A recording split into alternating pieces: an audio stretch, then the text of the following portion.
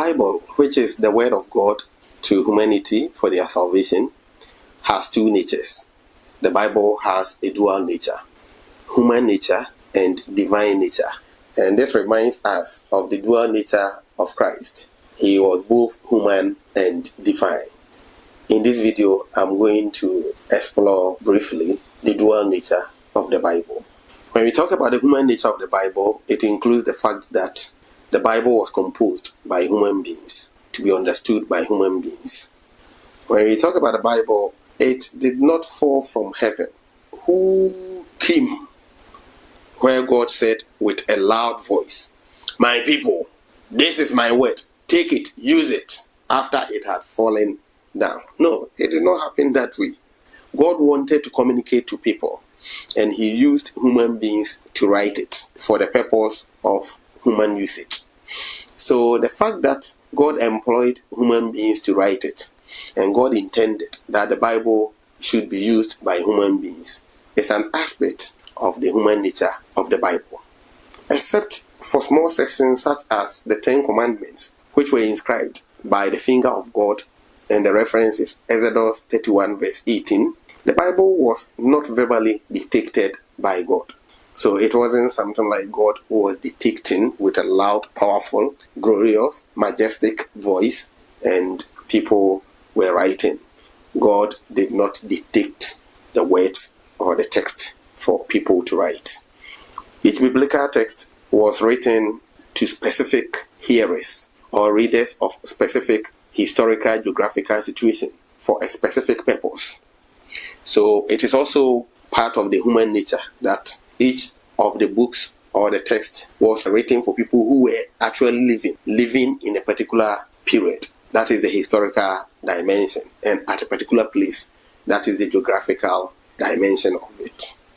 For this reason, each biblical book or passage was written in the cultural setting of the times in which it was written.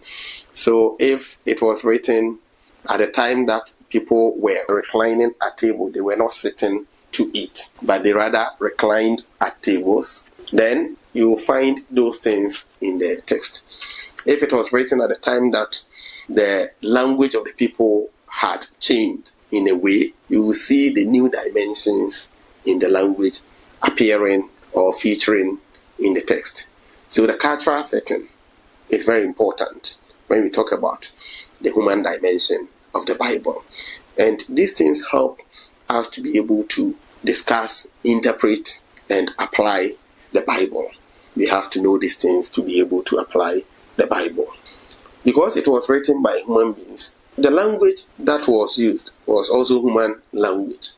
So the authors of the Bible used everyday language. They did not use any special language. Right now, if God says that I should write something for you, and he wants you to understand at the level that you are, one, he will ask me to use the language that you understand. I don't know your language, but he will ask me to use the language that you will understand. That is one.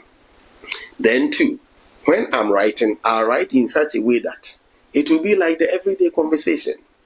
So let's assume that he tells me to write something for you in English. I'll be using the normal English proverbs, the normal English construction, the normal English figures as and when I need to. I will not use the English of the King James era, because the modern English does not look like the English that was spoken during that era. This explains why the Bible contains every literary genre or every literary form that was present in ancient Israel and the Greco-Roman world. And this includes similes. There are similes in the Bible. We have metaphors. We have poetry. We also have proverbs. We have narratives. We have laws. We have prophecies. We also have wisdom literature. We have epistles and others. So it is important for one to know the area or the passage that the person is reading, whether that passage is law, narrative, or prophecy. Because you know that if I tell you something and I say that it should not be understood literally, but I have spoken to you in figures, meaning what I've told you is figurative, then you will not just take every word as it is and think that you can understand. You have to think about it and know what the figure that I've used mean. The same thing applies to the Bible, because we have the different kinds of literary forms for every passage. It is important for one to know the kind of literary form a particular passage represents to be able to interpret and apply. Moreover, because the Bible was written in everyday language at the time that it was written, it is crucial for us to understand that the Bible follows basic principles of logic and human communication. For example, if a human being is referred to as a fox in the Bible, then from everyday communication rules, we know that it is not literal. It is not that that human being has turned into a fox. But what it means is that that human being, an aspect of the person's behavior or an aspect of the person's life, is compared to the fox. So if you want to understand it, then you really have to understand which aspect of the person's life or which aspect of the person's behavior is compared to the fox, so that you can do the comparison and know the kind of person that was spoken about in that passage. The second aspect of the nature of the Bible is the divine nature. As a divine book, the Bible contains mystery. Certain aspects of the Bible are plain and we can easily understand, but others are mysteries. Go and read Deuteronomy chapter 29, verse 29. It talks about this point. Since the Bible comes from one source, and that source is God, and God is perfect, and God knows all things, there is no way that the Bible will contradict itself. Rather, one portion will complement the other portion. This point is very important when it comes to biblical interpretation and application.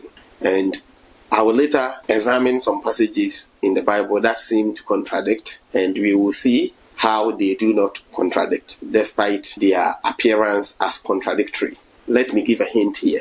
When you read two passages and they seem to contradict, one of the following or both is happening. The first one is that maybe one of the passages you have not been able to examine and explain well. That can lead to a situation where you think they are contradicting. The other one is this: both passages have not been understood well. So either one or both have not been understood well. It is the main cause of the seemingly contradictions that we see in passages. The point I've just made is that because God is perfect, knows everything, He won't contradict Himself. So we must consider passages as complementing rather than contradicting each other. Related to this is the fact that the Bible was given in a piecemeal. It was given progressively. We have what we call progressive revelation. So when you begin reading the Bible, say from Genesis, you won't see things as clear as when you get to, say, 1 Kings, or when you get to the book of Daniel, when you get to the end of the Old Testament. The reason is that as you progress, you see more of God's revelation.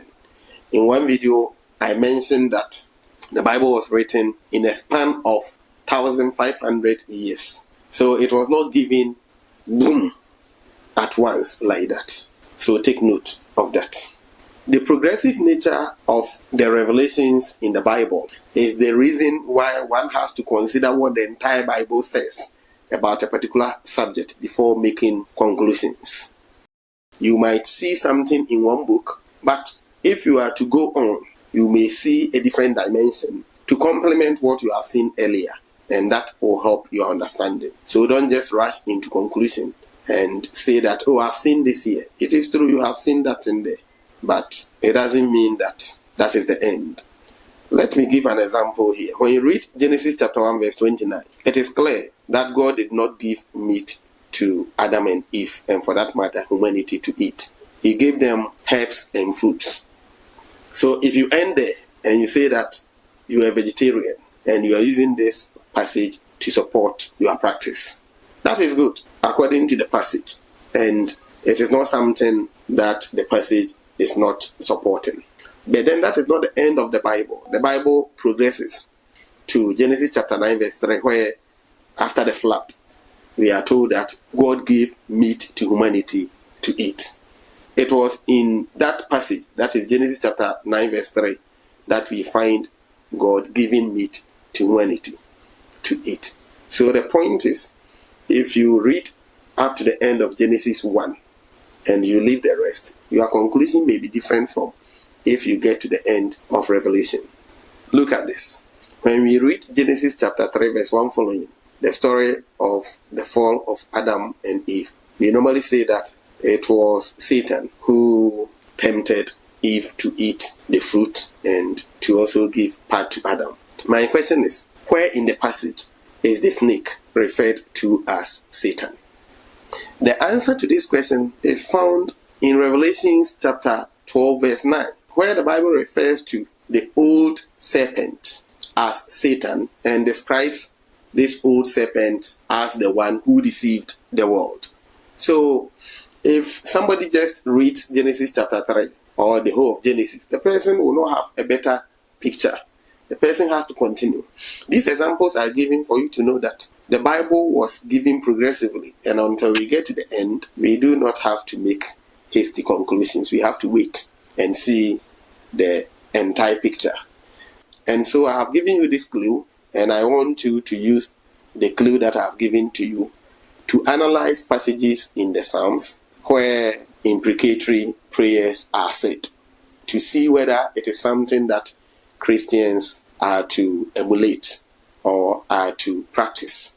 Continue reading. Go to what Jesus said. Move on to the end of the Bible and see what your conclusion will be. The progressive nature of the revelation is important for us to consider if we really want to understand the text and to apply it well. I'm sure this video has helped you in a way. There are other videos. Go back to the channel, download them, watch. Put your questions and comments there and let us interact. God richly bless you. See you some other time. Bye for now.